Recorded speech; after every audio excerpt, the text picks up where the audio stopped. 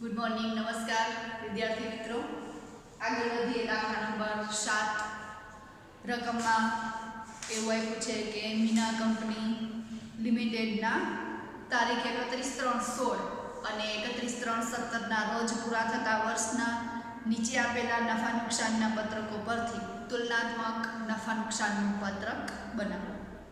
વિગત નોંધ નંબર 31/3/17 અને 31/3/16.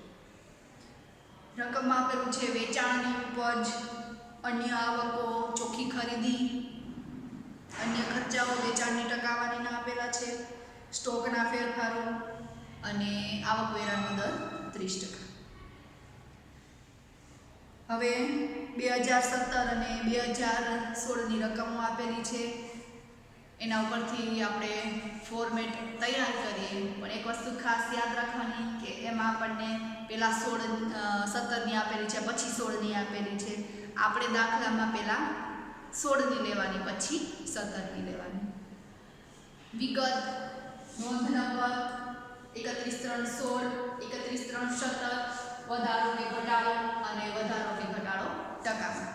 Column number 1, column number 2, column number 3 અને કોલમ નંબર 4 એ આપણને રકમમાં આપેલા જ હોય છે. કોલમ નંબર 5 બરાબર column number 4 minus column number 3 અને કોલમ નંબર 6 બરાબર કોલમ નંબર 5 ભાગ્યા કોલમ નંબર 3 ગુણ્યા 100. આ વસ્તુ હવે તમને યાદ રહી ગઈ છે સરસથી. ફોર્મેટ જોઈએ આપણને તો વેચાણની ઉપજ અને અન્ય આવકો એવી બે વસ્તુ આપેલી છે.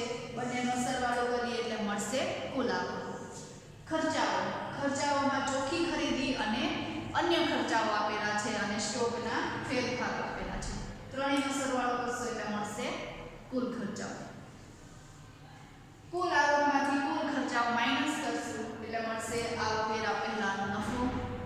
એમાંથી 30% આવકવેરો બાદ કરશું પછી મળશે આવકવેરા પછીનો નફો. તો આ ફોર્મેટ રેડી થઈ ગયું. ત્યાર પછી સૌથી પહેલા 2016ની કોલમ આપણે લઈશું અને ત્યાર પછી 2017ની કોલમ લઈશું. બરોબર? એ ખાસ યાદ રાખવું કે સૌથી પહેલા આખું એક કોલમ લખી લેવું, ત્યાર પછી બીજું કોલમ લખવું, જેથી કરીને રકમમાં ભૂલ ન પડે. તો વેચાણની ઉપજ 52 લાખ આપેલી છે અને અન્ય આવકો 10 લાખની આપેલી છે. બંનેનો સરવાળો કરીએ એટલે કુલ આવક મળશે 62 લાખ. કુલ ખર્ચાઓ એમાં ચોખ્ખી ખરીદી 38 લાખની આપેલી છે.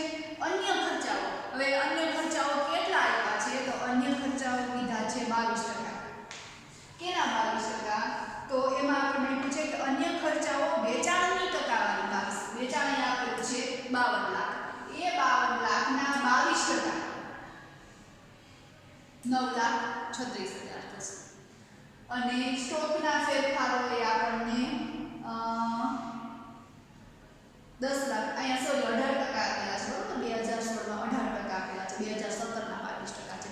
જો આવી જ ભૂલ થાય એટલે જ પહેલા આખું એક કોલમ લઈ લેવાની આપણે વાત કરી.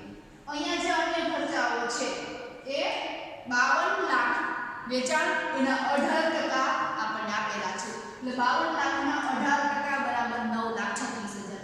અને સ્ટોકના ફેરફારો એ આપણને કાઉન્સમાં એટલે કે માઈનસમાં જ આપેલા છે 1 લાખ. હવે કુલ ખર્ચાઓનો સરવાળો કરીએ 38 લાખ પ્લસ 9,36,000 અને એમાંથી 1 લાખ માઈનસ કરવાના. બરોબર? અહીંયા માઈનસ છે એટલે આ બંનેનો સરવાળો કરીએ એમાંથી 1 લાખ માઈનસ કરીએ તો અહીંયા આપણને કુલ ખર્ચાઓ મળે છે 46,36,000.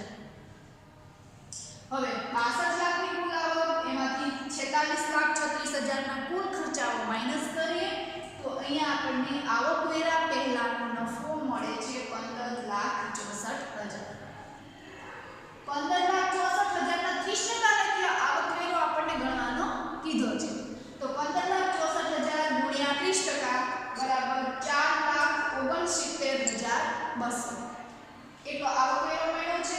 હવે 15,64,000 માંથી 4,69,200 માઈનસ કરીએ તો 10,94,800 મળે છે આવકવેરા પછીનો નફો. કોલમ નંબર 3 આપણે પૂરું કર્યું.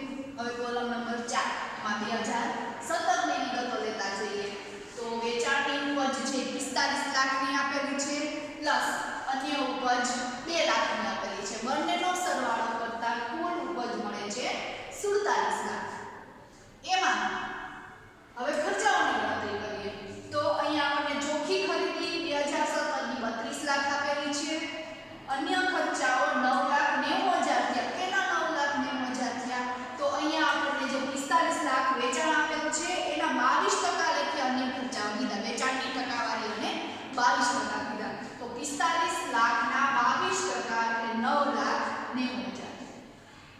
સ્ટોકના ફેરફારો કાઉન્સમાં આપેલા છે 2 લાખ એટલા 2 લાખ માઈનસમાં છે. હવે ફરીથી કુલ ખર્ચાઓ 3 આપેલા છે, સરવાળો કરીએ તો 32 લાખ પ્લસ 9,90,000 અને આ માઈનસ કરવાના, બરોબર? એ માઈનસની રકમ આપેલી છે એટલે આ બંનેનો સરવાળો કરી અને એમાંથી 2 લાખ રૂપિયા માઈનસ કરીએ તો કુલ ખર્ચાઓ મળશે 39,90,000.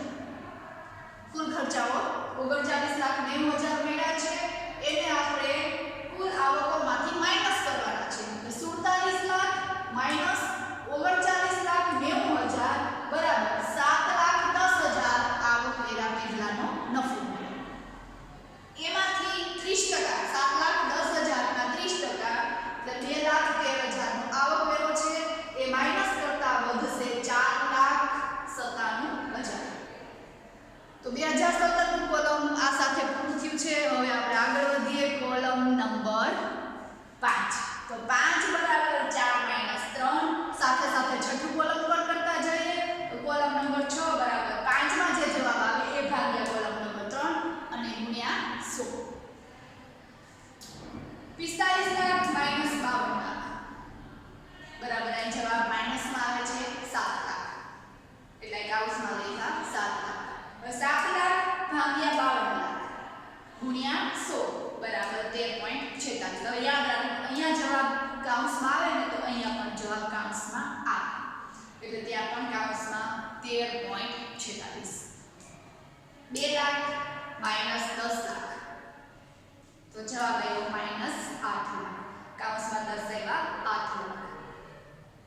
8 લાખ ભાગ્યા 10 લાખ ફરીથી જવાબ કાઉન્સમાં આવ્યો 80 ગુણ્યા 100 કોમન લેતા જવાનું, બરોબર?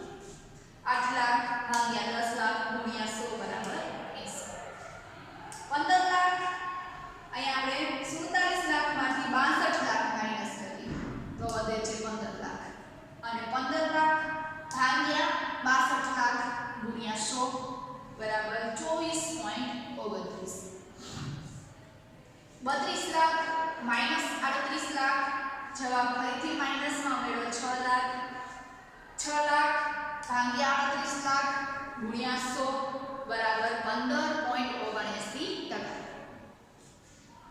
9,90,000 માઈનસ 9,36,000 જવાબ મળ્યો 54,000. 54,000 ભાગ્યા 9,36,000 ગુણ્યા 100 બરાબર 5.77%. અહીંયા જવાબ માઈનસમાં નથી મળ્યો એટલે કાઉન્સમાં બંને નહીં દર્શાવવું. અહીંયા બે માઈનસ છે, બરોબર? 2 લાખમાંથી 1 લાખ માઈનસ કરીએ તો વધશે 1 લાખ. બંને જગ્યાએ માઈનસની નિશાની છે એટલે અહીંયા પણ માઈનસની નિશાની આવશે. 1 લાખ. 1 લાખ ભાગ્યા 1 લાખ ગુણ્યા 100 બરાબર અહીંયા કાઉન્સમાં 100%. 39,90,000 માઈનસ 46,36,000 તો જવાબ માઈનસ આવે છે 6,46,000 એટલે કાઉન્સમાં દર્શાવ્યું. ફરીથી 6,46,000 ભાગ્યા 46,36,000 ગુણ્યા 100 બરાબર 13.93% અને એ પણ માઈનસ છે એટલે કાઉન્સમાં.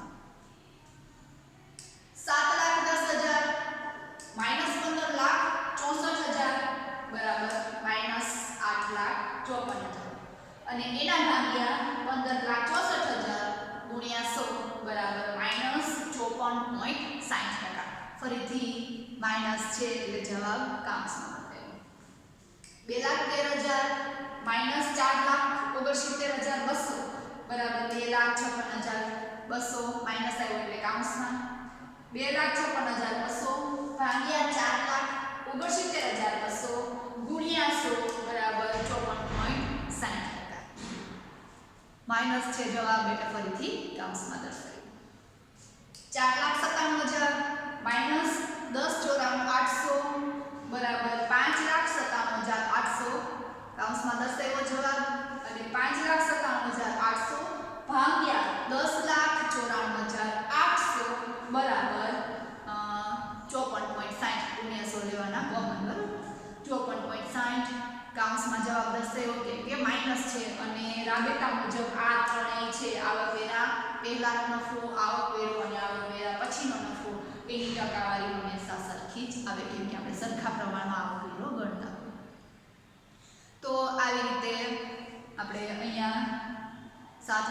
પૂરો કરીએ છીએ અને તુલનાત્મક પત્રકની રીત જ આ વર્ષે આપણને બોર્ડમાં પૂછાવાની છે, એટલે તુલનાત્મક રીત અહીંયા પૂરી થઈ છે.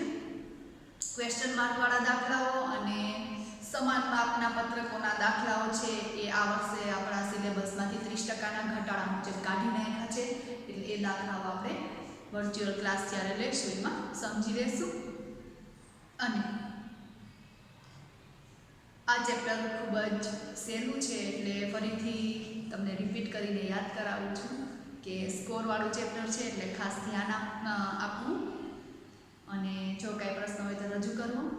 હવે આપણને દાખલા નંબર 8 છે એ આપણા સિલેબસમાં નથી અને 11, 12, 13, 14 એ કોઈ પણ દાખલા સિલેબસમાં નથી. 7 પછી એક 9મો દાખલો જ આપણા સિલેબસમાં લેવાનો છે, ત્યાર પછીના કોઈ દાખલા લેવાના નથી.